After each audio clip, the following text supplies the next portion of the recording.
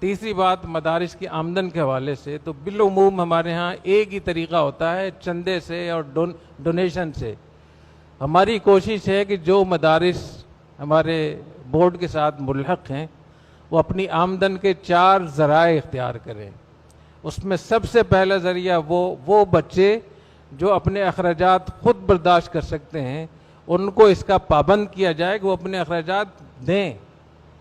ہمارے دین میں یہ کہیں بھی نہیں ہے کہ آپ کسی پر بوجھ بن جائیں۔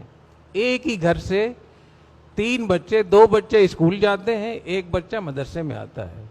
اسکول جانے والے جو بچے ہوتے ہیں تو ماں باپ ان کے لیے اتنی محنت کرتے ہیں، وین کا خرچہ اور سالانہ اور ماہانہ اور ٹیچر کا اور فرنیچر کا، پتہ نہیں کتنے خرچے، 10 15 15 20 20 25 ہزار روپے ایک بچے کا خرچہ لوگ برداشت کرتے ہیں۔ اسی گھر کا جب ایک بچہ مدرسے میں آتا ہے تو وہ مدرسے پہ آ کر بوجھ بن جاتا ہے، وہ خود بھی زکوٰۃ کی رقم کھا رہا ہوتا ہے جو شرعاً جائز نہیں ہے اس کے لیے۔ یہ پیسہ جو ڈونیشن کا آتا ہے یہ مستحق بچوں کے لیے آتا ہے، آپ کے لیے نہیں آتا۔ ایک طالب علم نے اس پہ احتجاج کیا کہ مجھے وظیفہ نہیں ملا۔ مولانا عبدالکریم صاحب نے مجھے بتایا کہ ان کا اپنا شو روم ہے گاڑیوں کا۔ تو جب اس قسم کا ماحول اور کلچر بنتا ہے مفت خوری کا، مفت میں رہنے کا، تو پھر آدمی کوئی کام نہیں کر سکتا، پھر ہمیشہ اپنے آپ کو اپاہج اور محتاج سمجھتا ہے۔ حضرت شیخ الاسلام حضرت مولانا حسین احمد مدنی رحمۃ اللہ علیہ نے علی گڑھ میں غالباً 1954-55 میں جو خطبہ ارشاد فرمایا تھا، تو اس وقت کی حکومت سے حضرت نے یہ درخواست کی کہ میں آپ سے درخواست کرتا ہوں کہ ہمارے مدارس کے جو علماء ہیں، فضلاء کرام ہیں، ان کے روزگار کے لیے آپ قانون بنائیں۔ اگر ان کے پاس روزگار نہیں ہوگا تو ہم ایک اپاہج قیادت امت کو لوگوں کو دیں گے۔ تو ایک تو یہ کہ یہ جو صحت مند ہیں، ٹھیک ٹھاک ہیں، کھاتے پیتے لوگ ہیں، وہ دوسروں پر بوجھ نہ بنیں، بلکہ کوشش کریں کہ کسی ایک طالب علم کا خرچہ اپنے ساتھ برداشت کر لیں۔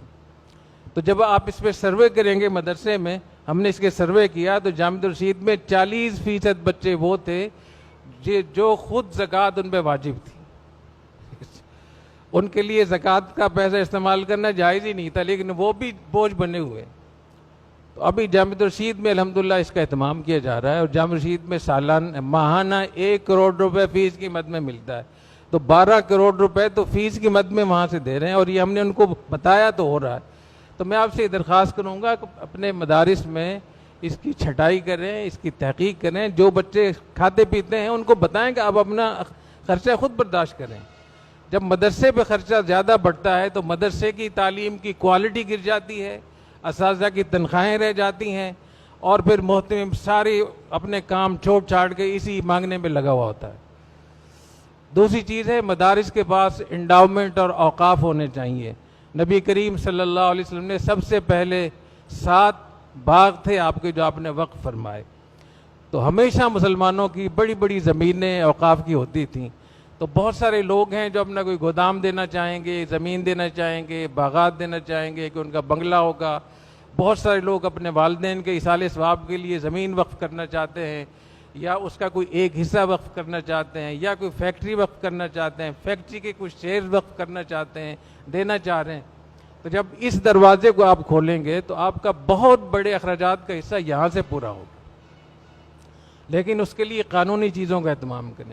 نمبر 3، آپ کے مدرسے میں جو اساتذہ ہیں، جو تعلیم جس طریقے سے مجمع تعلیم دے رہا ہے، تو آپ کے پاس ایسے اساتذہ ضرور ہوں گے جو لوگوں کو اپنی خدمات فراہم کر کے اور اچھی خاصی آمدن کا ذریعہ بنیں گے۔ آپ اپنے مدرسے میں ایک کمپنی بنا لیں کہ ہم اپنے ادارے سے یہ ٹریننگ دیں گے اور یہ ہماری فیس ہوگی۔ اگر لمس بھی ٹریننگ دے کے فیس لے سکتا ہے، ایک آدمی سے 1 لاکھ روپے اور 3 لاکھ روپے فیس لے سکتا ہے، تو آپ بھی ایسی کمپنی بنا لیں۔ ابھی مولانا عثمان یوسف صاحب کے جو بھائی ہے انجینئر محمد اسلان صاحب، تو وہ جامعۃ الرشید میں جو انرجی ڈپارٹمنٹ ہے اس کو بھی دیکھتے ہیں، اور ایک کمپنی بھی جامعہ نے بنا لی ہے اور اس کمپنی کو وہ دیکھتے ہیں۔ تو وہ تمام چیزیں جو جامعۃ الرشید میں ہیں وہ بڑی بڑی کمپنیوں کو وہ فراہم کرتے ہیں، تو باقاعدہ ان سے پیسے لیتے ہیں۔ ایک بہت بڑا پروجیکٹ انہوں نے لیا ہے، اس کی جو فیس ہے وہ 1 کروڑ 25 لاکھ، 1,25,00,000 انہوں نے اس کمپنی سے طے کیا ہے اس کا جو ان کو جو مزدوری ملے گی. تو یہ جو ہم لوگ اپاہج بن کے ہاتھ پاؤں توڑ کے بیٹھے ہوئے ہیں، یہ کس نے بتایا ہے؟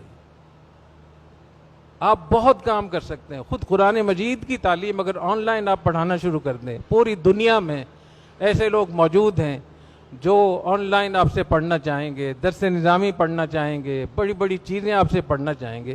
آپ ان سے پیسے لیں جو آپ کا حق بنتا ہے، تو آپ کی آمدن کے ذرائع بھی ہوں گے. تو جو سروسز اور خدمات ہیں، جو بہت بڑا ذریعہ ہوتا ہے، اس کو جب آپ شروع کریں گے تو ایک تو مہارت بڑھے گی، آپ کا تعلق بڑی بڑی جگہوں سے رابطہ آپ کا بڑھے گا. ابھی الغزالی میں جامع رشید میں جو ٹریننگ دی جا رہی ہے سی اوز کو، جو بڑی بڑی کمپنیوں کے ڈائریکٹر وغیرہ ہیں، تو ایک اس میں ورکشاپ میں 25-30 لوگ آتے ہیں. تو 25 کمپنی کے ڈائریکٹر، 25 بڑے بڑے کاروباری لوگ آپ کے پاس آ کر سیکھ رہے ہیں. ان 25 لوگوں کو زکوٰۃ بھی دینی ہے نا، ان کو صدقہ خیرات بھی کرنا ہے، اور آپ کو پیسے بھی دے رہے ہیں.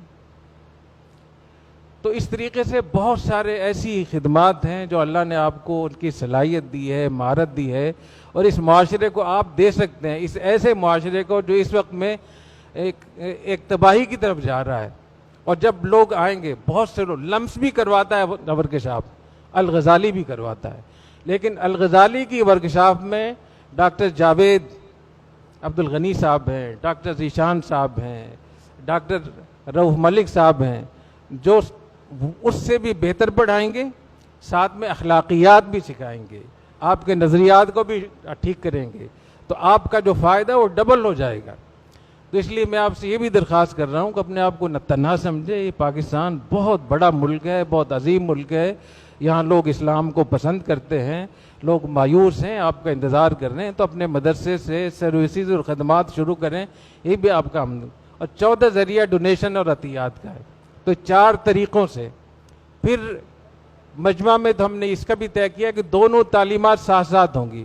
تو آپ اسکول کی تعلیم بھی ساتھ شروع کریں، اور اسکول میں جب آپ فیس لیں گے تو آپ کے اسکول کے مصارف بھی نکل آئیں گے، اور آپ کے مدرسے کے بھی بہت سارے مصارف نکل آئیں گے. محلے کے لوگوں سے آپ کا تعلق بڑھے گا. اب آپ کے مدرسے میں وزیرستان کے بچے تو پڑھ رہے ہیں، اور دنیا بھر کے پتہ نہیں کہاں کہاں سے، لیکن محلے کے بچے نہیں پڑھ رہے. تو چراغ تلے اندھیرا. تو محلے کا بھی آپ پر حق ہے. تو جب آپ اسکول بھی شروع کریں گے تو انشاءاللہ آپ کے وسائل میں بھی اضافہ ہوگا، آپ کے پیار اور تعلقات میں بھی اضافہ ہوگا، آپ کی ہمدردیاں بڑھیں گی. محلے میں لوگ آپ کے ساتھ ہوں گے، آپ کے ساتھ کھڑے ہوں گے. اور اپنے محلے میں ایک فہرست بھی بنا لیں کہ ہمارے محلے میں کتنی بیوہ عورتیں ہیں، کتنے یتیم بچے ہیں، کتنے معذور لوگ ہیں. آپ ان کو یاد رکھیں، آپ ان کے لیے بھی کوشش کریں. یتیموں کی تعلیم کا، ان کی کفالت کا اہتمام کریں. مولانا فیاض صاحب تشریف رکھتے ہیں، ماشاءاللہ انہوں نے یتیموں کے لیے بہت بڑا کام شروع کیا ہے. ہمارے بھائی شاہ صدیقی صاحب ہیں، جامع رشید کے تحت ماں کا سلسلہ شروع کیا ہوا ہے.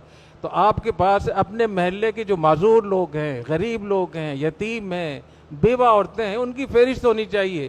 عید کے دن جیسے آپ اپنے بچوں کو عیدی دیتے ہیں، کچھ عیدیں ان کو بھی پہنچائیں. تو خود اللہ تعالیٰ مدد کریں گے، آپ کی کفالت کریں گے انشاءاللہ تعالیٰ.